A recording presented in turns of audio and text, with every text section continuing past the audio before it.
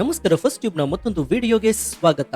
ಸ್ನೇಹಿತರೆ, ರಾಜಕೀಯದ ಚದುರಂಗದಾಟದಲ್ಲಿ ನವದೆಹಲಿಯ ಚಾಣಕ್ಯ ಅಂತ ಕರೆಯಲ್ಪಡುವಂತಹ ಅಮಿತ್ ಶಾ ಅವರು ಒಂದು ಹೆಜ್ಜೆ ಹಿಂದೆ ಇಟ್ಟಿದ್ದಾರೆ ಅಂದ್ರೆ ಅದರ ಅರ್ಥ ಅವರು ಸೋತಿದ್ದಾರೆ ಎಂದಲ್ಲ, ಬದಲಾಗಿ ಎದುರಾಳಿಯನ್ನ ಭಸ್ಮ ಮಾಡಲು ಅವರು 4 ಹೆಜ್ಜೆ ಮುಂದಕ್ಕೆ ಜಿಗಿಯಲು ಸಿದ್ಧತೆ ನಡೆಸಿದ್ದಾರೆ ಎಂದರ್ಥ. ಇಡೀ ದೇಶವನ್ನ ಬೆಚ್ಚಿ ಬೀಳಿಸಿದ ನೀಟ್ ಪರೀಕ್ಷಾ ಬಿಕ್ಕಟ್ಟು ಮತ್ತು ರಾಷ್ಟ್ರ ರಾಜಧಾನಿಯಲ್ಲಿ ನಡೀತಾ ಇದ್ದಂತಹ ಸಿಜೆಪಿ ವಿದ್ಯಾರ್ಥಿಗಳ ಹೋರಾಟಕ್ಕೆ ಮಣಿದು ಕೇಂದ್ರ ಶಿಕ್ಷಣ ಸಚಿವ ಧರ್ಮೇಂದ್ರ ಪ್ರಧಾನ್ ಅವರು ದಿಢೀರನೆ ರಾಜೀನಾಮೆ ನೀಡಿದ್ದು ಇಡೀ ದೇಶದ ರಾಜಕೀಯ ವಲಯದಲ್ಲಿ ಭಾರಿ ದೊಡ್ಡ ಸಂಚಲನವನ್ನ ಸೃಷ್ಟಿ ಮಾಡಿದೆ. ಮೇಲ್ನೋಟಕ್ಕೆ ಇದು ವಿರೋಧ ಪಕ್ಷಗಳಿಗೆ ಸಿಕ್ಕ ಭಾರಿ ದೊಡ್ಡ ಜಯ, ವಿದ್ಯಾರ್ಥಿಗಳ ಆಕ್ರೋಶಕ್ಕೆ ಕೇಂದ್ರ ಸರ್ಕಾರ ಮಂಡಿಯೂರಿದೆ ಅಂತ ಬಿಂಬಿಸಲಾಗ್ತಾ ಇದೆ. ಆದರೆ ವಾಸ್ತವ ಕಂಪ್ಲೀಟ್ ಆಗಿ ಭಿನ್ನವಾಗಿದೆ. ಧರ್ಮೇಂದ್ರ ಪ್ರಧಾನ್ ಅವರ ರಾಜೀನಾಮೆಯ ಹಿಂದೆ ಕೇಂದ್ರ ಗೃಹ ಸಚಿವ ಅಮಿತ್ ಶಾ ಅವರು ಹೆಣೆದಿರುವಂತಹ 3 ಬೃಹತ್ ರಹಸ್ಯ ತಂತ್ರಗಳು ಇದೀಗ ಸಂಪೂರ್ಣವಾಗಿ ಬಟಾಬೈಲಾಗಿದೆ. ದೇಶ ವಿರೋಧಿ ಶಕ್ತಿಗಳು ಮುಗ್ಧ ವಿದ್ಯಾರ್ಥಿಗಳನ್ನ ಬಳಸಿಕೊಂಡು ಭಾರತದಲ್ಲಿ ಬಾಂಗ್ಲಾದೇಶ ಮಾದರಿಯ ಬೃಹತ್ ದಂಗೆಯನ್ನ ಸೃಷ್ಟಿಸಿ ಇಡೀ ದೇಶವನ್ನ ಬೆಂಕಿಯಾಹುತಿ ಮಾಡಲು ಹೊರಟಿದ್ದ ಭಾರಿ ದೊಡ್ಡ ಸ್ಕೆಚ್ ಅನ್ನ ಅಮಿತ್ ಶಾ ಅವರು ಒಂದೇ ಒಂದು ರಾಜೀನಾಮೆಯ ಬ್ರಹ್ಮಾಸ್ತ್ರದಿಂದ ನುಚ್ಚುನೂರು ಮಾಡಿದ್ದಾರೆ ಅಂದ್ರೆ ನೀವು ನಂಬಲೇಬೇಕಾಗತ್ತೆ. ಅಷ್ಟಕ್ಕೂ ಅಮಿತ್ ಶಾ ಅವರು ಹೆಣೆದಿರುವಂತಹ ಆ 3 ಬೃಹತ್ ರಣತಂತ್ರಗಳಾದ್ರೂ ಏನೇನು? ಭಾರತದಲ್ಲಿ ಬಾಂಗ್ಲಾದೇಶ ಮಾದರಿಯ ದಂಗೆಯನ್ನು ಸೃಷ್ಟಿಸಲು ದೇಶ ವಿರೋಧಿ ಶಕ್ತಿಗಳು ರೂಪಿಸಿದಂತಹ ಆ ಕರಾಳ ಚಕ್ರವ್ಯೂಹ ಎಂತದ್ದು? ಮುಂದಿನ 48 ಗಂಟೆಗಳಲ್ಲಿ ಸಂಸತ್ನಲ್ಲಿ ಪ್ರಬಲ ಕಾನೂನನ್ನ ಪಾಸ್ ಮಾಡಲು ಡಿಎಂಕೆ ಮತ್ತು ಎನ್ಸಿಪಿ ಪಡೆಗಳ ಬೆಂಬಲ ಪಡೆಯಲು ಅಮಿತ್ ಶಾ ವೇದಿಕೆ ಸಜ್ಜುಗೊಳಿಸಿದ್ದು ಹೇಗೆ? ವಿದ್ಯಾರ್ಥಿಗಳ ಮೂಲಕ ನರೇಂದ್ರ ಮೋದಿ ಅವರ ಸರ್ಕಾರವನ್ನು ಉರುಳಿಸುವ ರಾಹುಲ್ ಗಾಂಧಿ ಅವರ ಕನಸು ಭಗ್ನವಾಗಿದ್ದಾದ್ರೂ ಹೇಗೆ? ಕನ್ಹಯ್ಯ ಕುಮಾರ್ ಮಾದರಿಯಲ್ಲಿ ಹೀರೋ ಆಗಲು ಹೊರಟಿದ್ದಂತಹ ಅಭಿಜಿತ್ ದಿಪ್ಕೆ ಎನ್ನುವಂತಹ ಯುವಕ ರಾತ್ರೋರಾತ್ರಿ ಮೂಲೆ ಗುಂಪಾಗಿದ್ದಾದ್ರೂ ಹೇಗೆ? ಬನ್ನಿ ಇವತ್ತಿನ ಎಕ್ಸ್ಕ್ಲೂಸಿವ್ ಡೀಟೇಲ್ ರಿಪೋರ್ಟ್ ನಲ್ಲಿ ಪ್ರಧಾನ್ ರಾಜೀನಾಮೆಯ ಅಸಲಿ ಸತ್ಯ, ಅಮಿತ್ ಶಾ ಅವರ ರಣತಂತ್ರ ಮತ್ತು ಮುಂದಿನ 48 ಗಂಟೆಗಳ ರಾಜಕೀಯ ಹೈಡ್ರಾಮಾದ ಪ್ರತಿಯೊಂದು ರೋಚಕ ಮಾಹಿತಿಯನ್ನ ಅರ್ಥ ಮಾಡ್ಕೊಳ್ಳೋಣ. ಪ್ರತಿಯೊಬ್ಬ ಜವಾಬ್ದಾರಿಯುತ ಭಾರತೀಯನು ತಿಳಿದುಕೊಳ್ಳಲೇಬೇಕಾದಂತಹ ಮಹತ್ವದ ಮಾಹಿತಿ ಇದು. ಹೀಗಾಗಿ ವಿಡಿಯೋವನ್ನ ಎಲ್ಲೂ ಸ್ಕಿಪ್ ಮಾಡದೆ ಕೊನೆಯವರೆಗೂ ನೋಡಿ. ಸೊ ವಿಡಿಯೋವನ್ನ ಶುರು ಮಾಡೋಣ. ಆದ್ರೆ ಅದಕ್ಕೂ ಮುನ್ನ ಮೋದಿ ಸರ್ಕಾರವನ್ನ ಉರುಳಿಸಲು ಹೊರಟಿದ್ದಂತಹ ರಾಹುಲ್ ಗಾಂಧಿಗೆ ಪ್ರಧಾನಿ ನರೇಂದ್ರ ಮೋದಿ ಹಾಗೂ ಅಮಿತ್ ಶಾ ಅವರು ತಕ್ಕ ಪಾಠವನ್ನ ಕಲಿಸಿದ್ದಾರೆ ಅಂತ ನಿಮ್ಗನ್ಸಿದ್ರೆ ಎಸ್ ಅಂತ ಕಮೆಂಟ್ ಮಾಡಿ ಹಾಗೂ ವಿಡಿಯೋಗೆ ಲೈಕ್ ಕೊಡಿ. ಜೊತೆಗೆ ಧರ್ಮೇಂದ್ರ ಪ್ರಧಾನ್ ಅವರು ರಾಜೀನಾಮೆ ಕೊಟ್ಟಿದ್ದು ಸರಿನಾ ತಪ್ಪ, ನಿಮ್ಮ ಅಭಿಪ್ರಾಯ ಏನು ಅಂತ ಕೂಡ ಕಮೆಂಟ್ ಮಾಡಿ.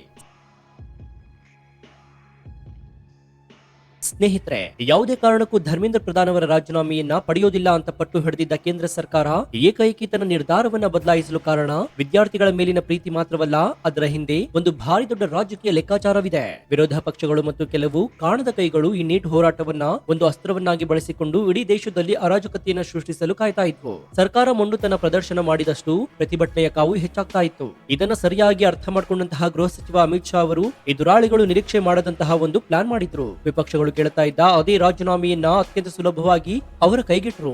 ಇದರಿಂದಾಗಿ ವಿರೋಧ ಪಕ್ಷದ ಬಳಿ ಇದ್ದಂತಹ ಏಕೈಕ ಬ್ರಹ್ಮಾಸ್ತ್ರ ಕಂಪ್ಲೀಟ್ ಆಗಿ ಮಣ್ಣು ಪಾಲಾಯಿತು. ಹೋರಾಟಗಾರರ ಪ್ರಮುಖ ಬೇಡಿಕೆ ಈಡೇರಿದ ನಂತರ ಪ್ರತಿಭಟನೆಯ ಕಾವು ತಾನಾಗಿಯೇ ತಣ್ಣಗಾಗುವಂತೆ ಮಾಡುವಲ್ಲಿ ಅಮಿತ್ ಶಾ ಅವರು 100ಕ್ಕೆ 100% ಯಶಸ್ವಿಯಾಗಿದ್ದಾರೆ. ಅಮಿತ್ ಶಾ ಅವರ ಈ ಮೊದಲನೇ ರಹಸ್ಯ ತಂತ್ರದ ಆಳಕ್ಕೆ ಇಳಿದ್ರೆ ಇಡೀ ದೇಶವೇ ಬೆಚ್ಚಿ ಬೀಳಿಸುವಂತಹ ಒಂದು ಕರಾಳ ಸತ್ಯ ಹೊರಬಿರುತ್ತೆ.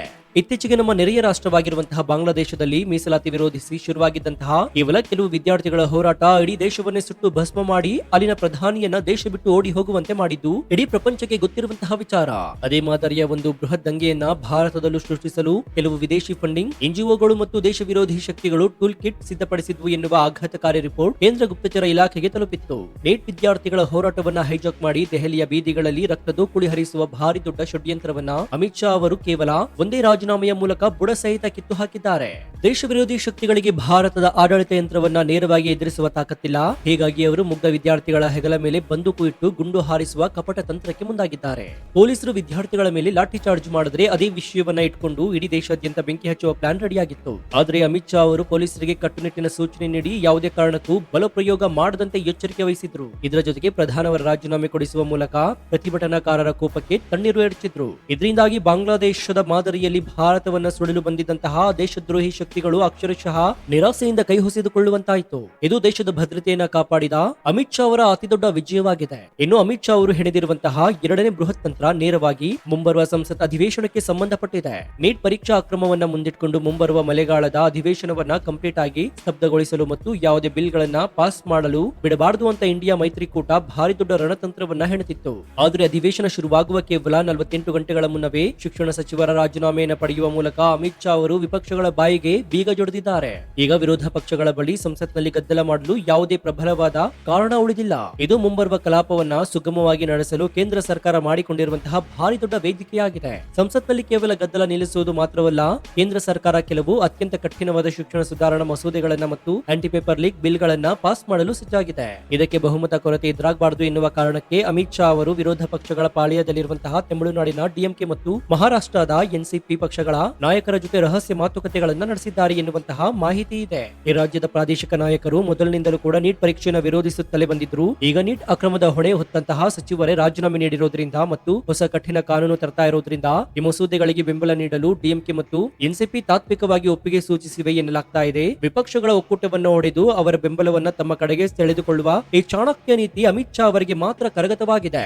ಅಮಿತ್ ಶಾ ಅವರ ಮೂರನೇ ಮತ್ತು ಅತ್ಯಂತ ಡೆಡ್ಲಿ ತಂತ್ರಗಾರಿಕೆ ನೇರವಾಗಿ ವಿರೋಧ ಪಕ್ಷದ ನಾಯಕ ರಾಹುಲ್ ಗಾಂಧಿ ಅವರ ಭವಿಷ್ಯದ ರಾಜಕೀಯ ಲೆಕ್ಕಾಚಾರವನ್ನ ಬುಡಮೇಲು ಮಾಡಿದೆ. ರಾಹುಲ್ ಗಾಂಧಿ ಅವರು ಈ ನೀಟ್ ಹೋರಾಟವನ್ನ ಬಳಸಿಕೊಂಡು ಇಡೀ ದೇಶದ ಯುವಕರನ್ನ ಮೋದಿ ಸರ್ಕಾರದ ವಿರುದ್ಧ ಎತ್ತಿ ಕಟ್ಟುವಂತಹ ಭಾರಿ ದೊಡ್ಡ ಕನಸನ್ನ ಕಂಡಿದ್ರು. ನಿರುದ್ಯೋಗ ಮತ್ತು ಪರೀಕ್ಷಾ ಅಕ್ರಮಗಳನ್ನೇ ತಮ್ಮ ಪ್ರಮುಖ ಅಸ್ತ್ರವನ್ನಾಗಿ ಮಾಡಿಕೊಂಡು ಮುಂಬರುವ ವಿಧಾನಸಭಾ ಚುನಾವಣೆಯಲ್ಲಿ ಬಿಜೆಪಿಯನ್ನ ಮಣಿಸಲು ಸ್ಕೆಚ್ ಹಾಕಿದ್ರು.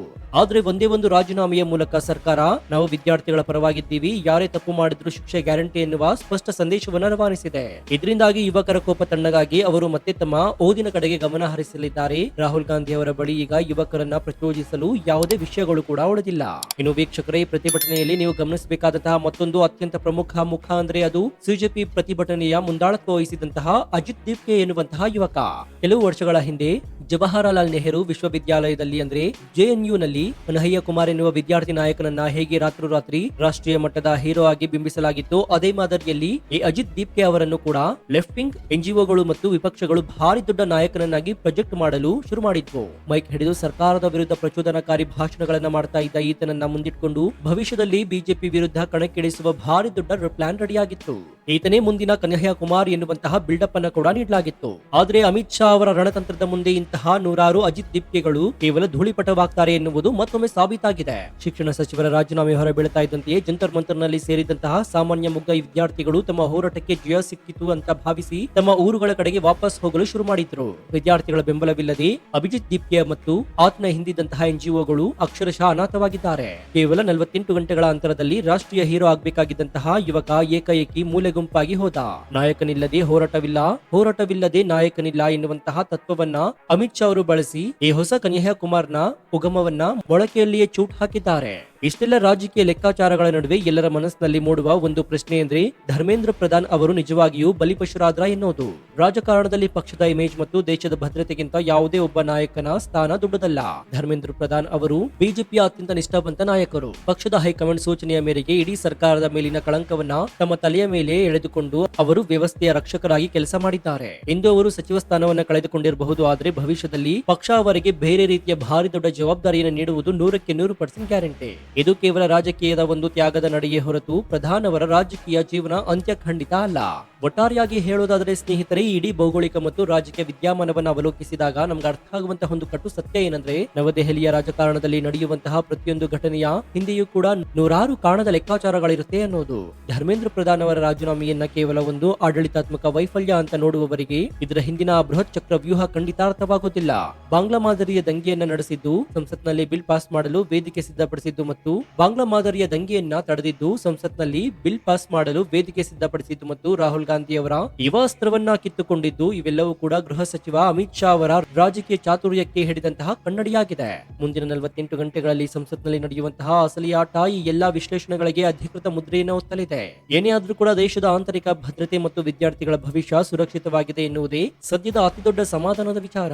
ಶಿಕ್ಷಣ ಸಚಿವರ ರಾಜೀನಾಮೆಯ ಹಿಂದಿರುವ ಅಮಿತ್ ಶಾ ಅವರ 3 ಬೃಹತ್ ರಹಸ್ಯ ತಂತ್ರಗಳು ಮತ್ತು ದೆಹಲಿಯ ರಾಜಕೀಯ ಹೈಡ್ರಾಮಾದ ವಾಸ್ತವ ಚಿತ್ರಣವನ್ನ ಎಲ್ಲರಿಗೂ ತಲುಪುವ ಹಾಗೆ ಹೆಮ್ಮೆಯಿಂದ ವಿಡಿಯೋವನ್ನು ನಿಮ್ಮ ವಾಟ್ಸ್ಆಪ್ ಫೇಸ್ಬುಕ್ ಗ್ರೂಪ್ ನಲ್ಲಿ ಮರೆಯದೆ ಶೇರ್ ಮಾಡಿ. ಇದೇ ರೀತಿಯ ನಿಷ್ಪಕ್ಷಪಾತ, ತ್ವರಿತ ಮತ್ತು ಅತ್ಯಂತ ಡೀಟೇಲ್ ಆದ ರಿಪೋರ್ಟ್ ಗಳಿಗಾಗಿ ನಿಮ್ಮ ನೆಚ್ಚಿನ ಫಸ್ಟ್ ಟ್ಯೂಬ್ ಯೂಟ್ಯೂಬ್ ಚಾನಲ್ ಅನ್ನು ಈಗಲೇ ಸಬ್ಸ್ಕ್ರೈಬ್ ಮಾಡಿಕೊಂಡು ಪಕ್ಕದಲ್ಲಿರುವಂತಹ ಬೆಲ್ ಐಕಾನ್ ಅನ್ನು ಪ್ರೆಸ್ ಮಾಡಿ. ಇದರಿಂದ ನಾವು ಹಾಕುವ ಹೊಸ ವಿಡಿಯೋಗಳ ನೋಟಿಫಿಕೇಶನ್ ಮೊದಲು ನಿಮಗೆ ಸಿಗುತ್ತೆ.